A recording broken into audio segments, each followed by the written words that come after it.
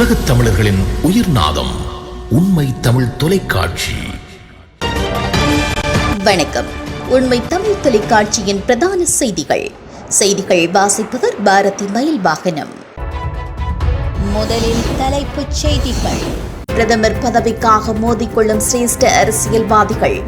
தேர்தல் பிரசார நடவடிக்கைகளில் சிறுவர்கள் விடுக்கப்பட்டுள்ள அவசர எச்சரிக்கை. புலமை பரிசில் பரீட்சை வெற்றிகரமாக நிறைவடைந்தது. பரீட்சை ஆணையாளர் நாயகம் அறிவிப்பு. தமிழர் பகுதியில் ஆலயத்துக்கு சென்று திரும்பிய பெண்ணுக்கு காத்திருந்த அதிர்ச்சி. கனடாவில் கோயில் அர்ச்சகருடன் தகாத உறவு, மனைவியை நைய பிடித்த இலங்கை தமிழர். நைஜீரியாவில் படகு கவிழ்ந்து 64 விவசாயிகள் பரிதாபமாக உயிரிழப்பு. தண்ணீரின்றி தவிக்கும் கியூபா. இனி விரிவான செய்திகள். ஜனாதிபதி தேர்தலுக்கு முன்னதாகவே ஐக்கிய மக்கள் சக்தி கட்சியின் பிரதமர் பதவிக்கான போட்டி ஆரம்பித்துள்ளதாக தகவல்கள் வெளியாகியுள்ளன. ஐக்கிய மக்கள் சக்தி கட்சியின் பொதுச் செயலாளரான ரஞ்சித் மத்தும பண்டாரவின் பெயரும் கண்டி மாவட்ட எதிர்க்கட்சியின் பிரதான அமைப்பாளருமான லக்ஷ்மண் கிரியல்லவின் பெயரும் தற்போது முன்வைக்கப்பட்டுள்ளது. இந்த இருவரின் பெயரையும் கட்சியின் உறுப்பினர்கள் பகிரங்கமாக அறிவிக்க தொடங்கியுள்ளனர். சஜித் வெற்றி பெற்றால் பொதுச் செயலாளர் ரஞ்சித் மத்தும பண்டார பிரதமராக வேண்டும் என்று கட்சியின் பல நாடாளுமன்ற உறுப்பினர்கள் தெரிவித்துள்ளனர்.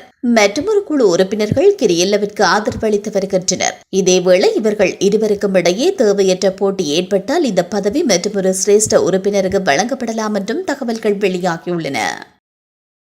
ஜனாதிபதி தேர்தல் தொடர்பான அரசியல் பிரசாரங்களில் பல்வேறு அரசியல் கட்சிகள் சிறுவர்களை ஈடுபடுத்துவது குறித்து முறைப்பாடுகள் கிடைத்துள்ளதாக தேசிய சிறுவர் பாதுகாப்பு அதிகார சபை தெரிவித்துள்ளது.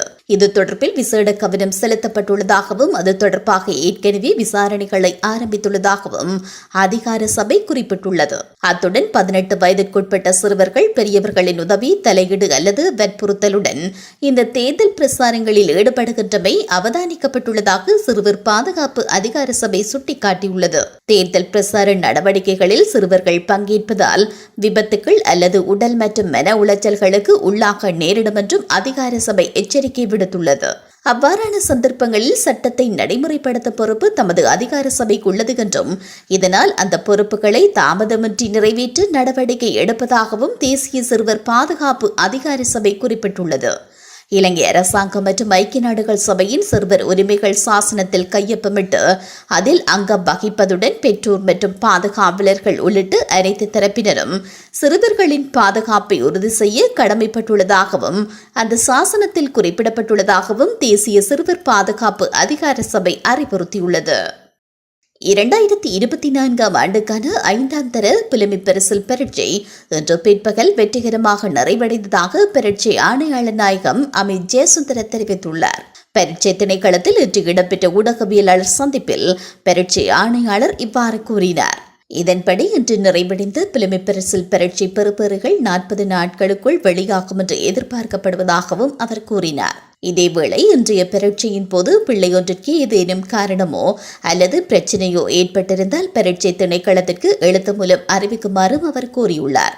அத்துடன் பரீட்சை நடைபெறும் காலப்பகுதியில் எந்தவொரு பிரச்சினைக்குரிய சந்தர்ப்பங்களும் பரீட்சை நடவடிக்கை அலுவலகத்திற்கு கிடைக்கப்பெறவில்லை என்று பரீட்சை ஆணையாளர் நாயகம் அமித் ஜெயசுந்தர குறிப்பிட்டுள்ளார். திருகோணமலையில் உள்ள தோப்பூர் சந்திக்கரையில் வாய்க்காலில் முச்சக்கர வண்டியொன்று தடம் புரண்டு விபத்திற்குள்ளாகியுள்ளது. இந்த சம்பவம் இன்றைய தினம் காலை இடம்பெற்றுள்ளது. இந்த விபத்தின் போது முச்சக்கர வண்டியில் பயணித்த பெண்ணொருவர் காயமடைந்து மூதூர் தள வைத்தியசாலையில் அனுமதிக்கப்பட்டுள்ளார். இந்த விபத்து சம்பவம் வேறுகள் கோயிலுக்கு சென்று திருகோணமலை நோக்கி செல்லும் போது சம்பவித்துள்ளது. இந்த சம்பவத்தில் திருகோணமலை நகரை சேர்ந்தவர்கள் பயணித்த முச்சக்கர வண்டியே விபத்திற்குள்ளாகியுள்ளது. இந்த சம்பவம் தொடர்பிலான மேலதிக விசாரணைகள் போலீசாரினால் முன்னெடுக்கப்படுகின்றன. கனடாவில் உள்ள ஒன்டாரியோ மாகாணத்தில் மனைவியை அடித்து தலையில் காயம் ஏற்படுத்திய குற்றச்சாட்டில் இலங்கை தமிழர் ஒருவர் கைது செய்யப்பட்டுள்ளார். இந்த சம்பவம் தொடர்பில் கிளிநொச்சியை சேர்ந்த 43 வயதான குடும்பஸ்தர் ஒருவரே கைது செய்யப்பட்டதாக கூறப்படுகிறது.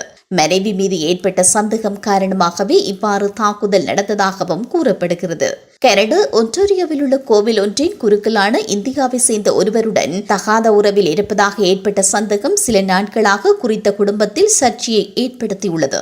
இதன் பின்னரே இந்த தாக்குதல் சம்பவம் இடம்பெற்றதாக கூறப்படுகிறது. குறித்த ஆலயத்தின் ஐயர் தங்கியிருந்த இடத்திற்கு மனைவி காரில் சென்று வீடு திரும்பும் போது காரை வழிமறித்து கணவன் மனைவியை கடுமையாக தாக்கியதாகவும் காரை சேதப்படுத்தியதாகவும் கூறப்படுகிறது. இந்த சம்பவம் தொடர்பில் சந்தேக நபரை கைது செய்த ஒன்டாரியோ போலீசார் மேலதிக விசாரணைகளை முன்னெடுத்துள்ளனர்.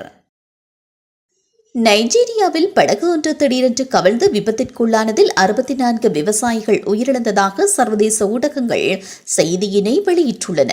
நைஜீரியாவில் ஜம்பாரா மாநிலத்தில் உள்ள ஒரு ஆற்றிலேயே இந்த படகு கவிழ்ந்துள்ளது. வடமேற்கு நைஜீரியாவில் ஜம்பாரா மாநில விவசாயிகள் தங்களுடைய விவசாய பணிகளுக்காக நாளாந்தம் ஆற்றினை கடந்து செல்வதாக கூறப்படுகிறது. இந்த நிலையில் 70 பேர் படகில் சென்றபோது திடீரென ஆற்றில் படகு கவிழ்ந்ததில் விவசாயிகள் 64 பேர் நீரில் மூழ்கி பரிதாபமாக உயிரிழந்ததாக கூறப்படுகிறது. மேலும் 6 பேர் பத்திரமாக மீட்கப்பட்டதாகவும் அந்நாட்டு செய்திகள் தெரிவிக்கின்றன. கியூபாவில் தற்போது தண்ணீருக்கு பாரிய அளவிலான தட்டுப்பாடு நிலவி வருகிறது. கியூபாவின் தலைநகர் உள்ளிட்ட பல பகுதிகளில் உணவு மற்றும் எரிபொருள் என்பவற்றிற்கு தட்டுப்பாடு நிலவி வருவதாக சர்வதேச ஊடகங்கள் தெரிவிக்கின்றன. இதன் காரணமாகவே அங்கு தண்ணீருக்கு தட்டுப்பாடு நிலவி வருகிறது. அத்துடன் குறித்த பகுதிகளில் 30,000க்கும் அதிகமானோர் தினமும் தண்ணீர் பற்றாக்குறையால் பாதிக்கப்பட்டுள்ளனர். பொருளாதார நெருக்கடியை எதிர்நோக்கியுள்ள கியூபா தற்போது நிலவும் தண்ணீர் பற்றாக்குறை பாரிய சவாலாக மாறியுள்ளதாக கூறப்படுகிறது. அங்கு எரிபொருளுக்கும் தட்டுப்பாடு நிலவுவதால் நகரங்களுக்கு இடையே நீரை கொண்டு செல்வது பாரிய பிரச்சனையாக மாறியுள்ளதாக கியூபா அதிகாரிகள் தெரிவிக்கின்றனர். மீண்டும் தலைப்புச் செய்திகள். பிரதமர் பதவிக்காக மோதிக்கொள்ளும் சிரேஷ்ட அரசியல்வாதிகள். தேர்தல் பிரசார நடவடிக்கைகளில் சிறுவர்கள் விடுக்கப்பட்டுள்ள அவசர எச்சரிக்கை.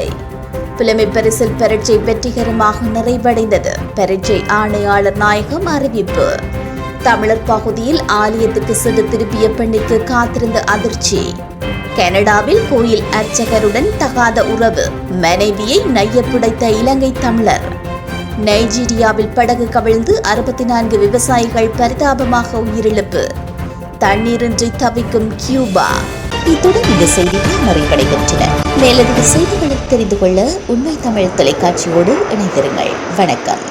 உலகத் தமிழர்களின் உயிர்நாதம் உண்மை தமிழ் தொலைக்காட்சி.